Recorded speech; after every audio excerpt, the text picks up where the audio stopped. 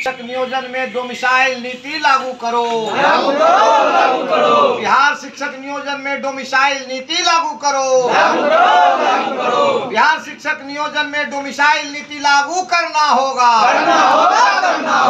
बिहार शिक्षक नियोजन में डोमिसाइल नीति लागू करना होगा।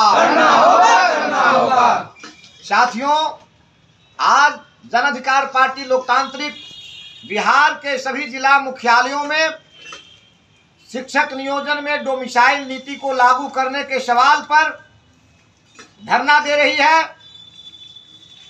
बिहार शिक्षा, स्वास्थ्य, सड़क जैसी बुनियादी सुविधाओं के क्षेत्र में बीमारू राज्य है, पिछड़ा राज्य है, और जहां पिछड़ापन है, जहां पर लाचारी है, जहां पर बेबसी है, उसे विशेष पैकेज, विशेष सुविधा और स्पेशल रिजर्वेशन दे करके मुख्य धारा में लाने की कवायद होती रही है।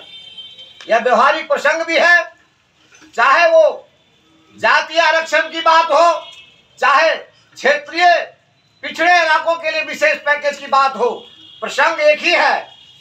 बिहार जैसे राज्य में डोमिसाइल नीति लागू करके बिहार के बेरोजगारों को, छात्रों को, नौजवानों को देश के मुख्य धारा में लाने के लिए एक अच्छी पहल कभी हुई थी।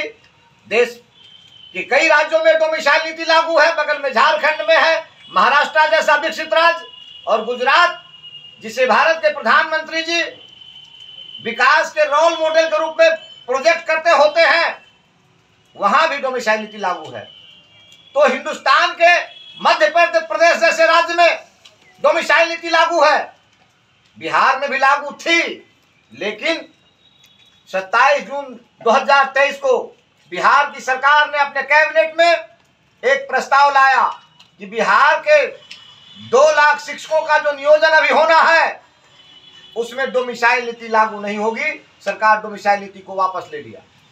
मैं पूछना चाहता हूं, जब अन्य राज्यों में हमारे बिहारी लोग रोजगार के अवसर तलाशने जाते हैं तो उन्हें मारा जाता, पीटा जाता, बेअदबी की जाती, उनके साथ 2 दर्जे का व्यवहार होता है, उन्हें एग्जाम देने से रोका जाता है, मजदूरी करने से वंचित किया जाता है और फब्तियां कसी जाती है।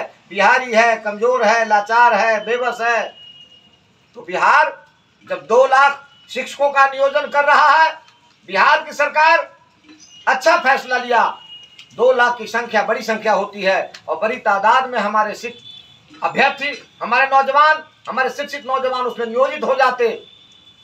तो कतिपय कारणों से वो कारण आज जो स्पष्ट दिख रहा है कि हमारे बिहार के मुख्यमंत्री जी को राष्ट्रीय नेता होने का हनक सवार है।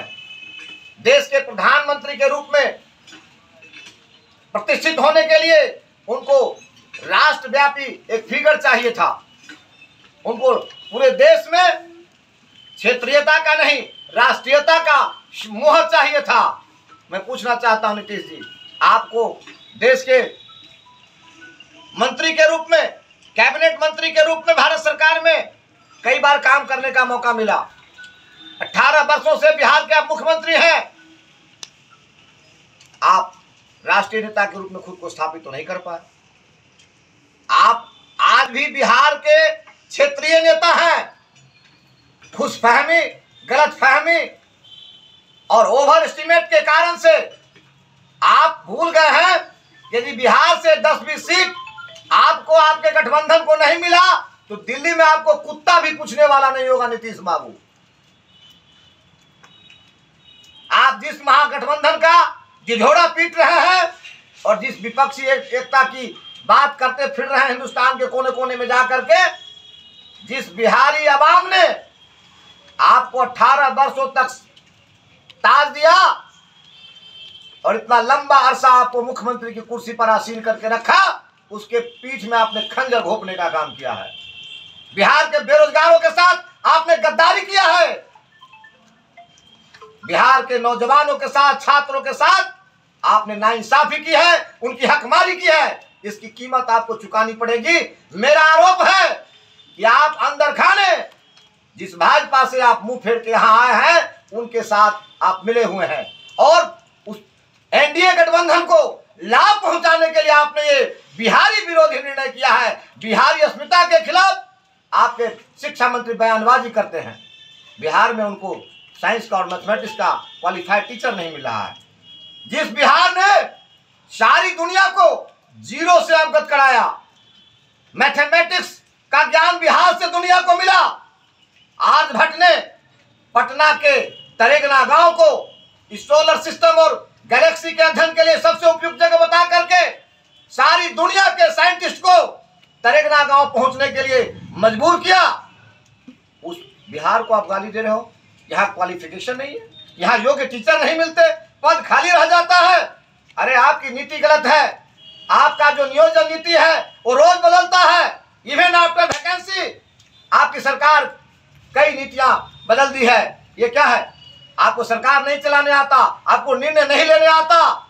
77 में हिंदुस्तान में जनता पार्टी की सरकार आई थी और 80 में कांग्रेस पूर्ण बहुमत से देश में काबिज हो गया।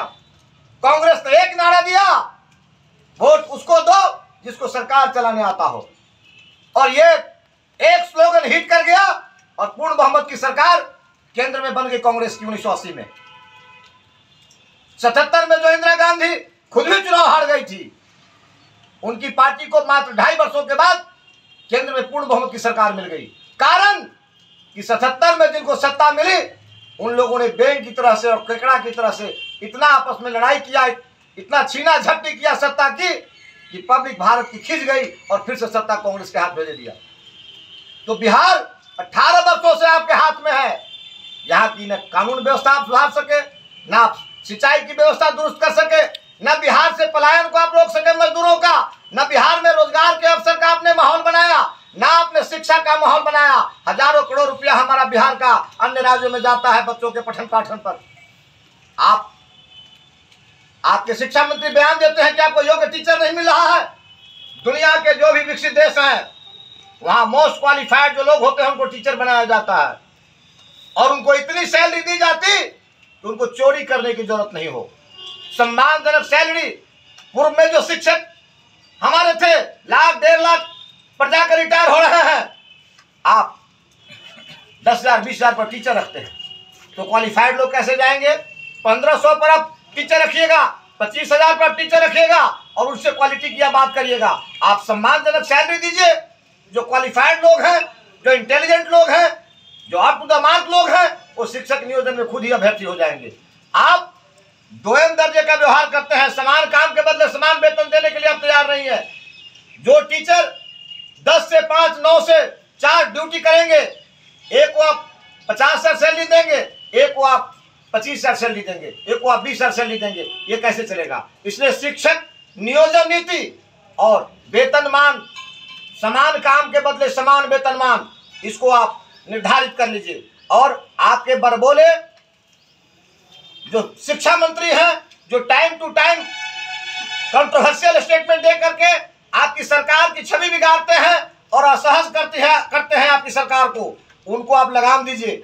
वो खुद ही मोस्ट अनक्वालिफाइड व्यक्ति है, वो डलाड है, मैं कहूं तो वो गधा है। उसको शिक्षा मंत्री होना नहीं चाहिए। वो बतावे कि बिहार में शिक्षा मंत्री होने के बाद बिहार की शिक्षा व्यवस्था में क्या बुनियादी बदलाव उन्होंने लाया है। बिहार की शिक्षा व्यवस्था ढलान पर है, पटरी से उतर गई है। सरकारी विद्यालयों में वही बच्चे जाते हैं जिनको कोई उपाय नहीं है, जिनके माता पिता प्राइवेट स्कूल्स का जो फी है वो नहीं भर सकते। यदि वो शिक्षा मंत्री बहुत काबिल है तो एक निर्णय कर ले कि सरकारी विद्यालयों में जितने सरकारी महकमा के लोग हैं, जितने पब्लिक सर्वेंट हैं, जितने लेजिस्लेचर के लोग हैं, जितने जुडिशरी के लोग हैं, सबों के बच्चे मैंडेटरी उनको जाना पड़ेगा विद्यालय। सरकारी विद्यालय में जिनके बच्चे नहीं पढ़ते उनको कोई सरकारी सुविधा नहीं दी जाएगी। आप कानून बना दो। आज तो जो शिक्षक सरकारी विद्यालय में पढ़ाते हैं बच्चों को, वो अपने बच्चों को प्राइवेट स्कूल में पढ़ाते हैं, अपने बच्चों को उस विद्यालय में नहीं पढ़ाते हैं। तो आप नियोजन की नीति आपकी गलत है। फर्जी डिग्रियां खरीद करके लोग शिक्षक हो गए। आज तक स्क्रूटनी बिहार सरकार नहीं कर पाई। मेरा दावा है 20 से 25% शिक्षक आज भी फर्जी डिग्री के आधार पर गलत तरीके से नियोजित है, जिस कारण से शिक्षा की व्यवस्था बदहाल है बिहार में। तो आपके पास इच्छा शक्ति है, नैतिक बल यदि है बिहार के शिक्षा मंत्री जी, तो आप स्क्रूटनी करिए और शिक्षा में गुणवत्तापूर्ण व्यवस्था बिहार में स्थापित हो। इसके लिए शिक्षक नियोजन नीति को आप प्रासंगिक बनाइए। सभी जो विपक्षी दल हैं और जो एक्सपर्ट हैं एजुकेशन के, उनके साथ आप बैठ करके शिक्षा नीति बनाइए बिहार की। और नियोजन की नीति रोज बदलने वाली नीति नहीं होनी चाहिए। बीपीएससी से एग्जाम लेना है तो सीटीटी का एग्जाम आपने क्यों लिया? ये 4-5 वर्षों से बच्चों की जिंदगी आपने बर्बाद क्यों किया? कम से कम आप जब नई नीति ला रहे हैं तो कोई बात नहीं, पूर्व में जो सीटीटी पास कर गए हैं उनके ऊपर वो नियम लागू नहीं होना चाहिए। उनको आप प्रमाण पत्र दीजिए, they have qualified the examination. इसलिए इस प्रकार की ढुलपुल नीति से स्पष्ट होता है कि आपके पास कोई विजन नहीं बिहार के लिए। बिहार की सरकार के मुखिया नीतीश कुमार के पास बिहार के डेवलपमेंट के लिए कोई विजन नहीं है। ये जैसे तैसे जोड़ तोड़ करके बिहार के मुख्यमंत्री बड़े पड़े हैं और मलाई खा रहे हैं और बिहार अपने रसातल की ओर जा रहा है। बिहार के नौजवान बहुत ही मर्माहत है, बिहार के बेरोजगार बहुत ही चोटिल हैं, उनके साथ बहुत बड़ा अन्याय आपने किया है। आपने उनके चूतर पर, उनके पीठ पर बहुत बड़ा चाबुक मारा है, उनके पीठ में आपने खंजर भोंका है। यदि आप डोमिसाइल नीति को फिर से शिक्षक नियोजन में लागू नहीं करते, अपने